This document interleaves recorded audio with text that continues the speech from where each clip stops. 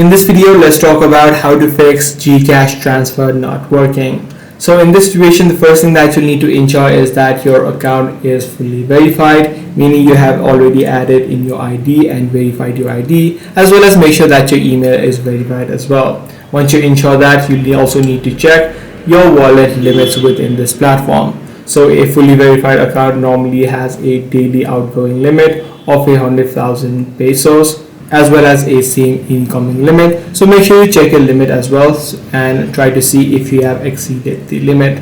Now if this is not the case for you and if you're still having issues, this could likely be happening due to app bugs. So in this situation, what you can try out is just reinstall the application of GCash onto your device, re-log in, and this should help to fix the issue.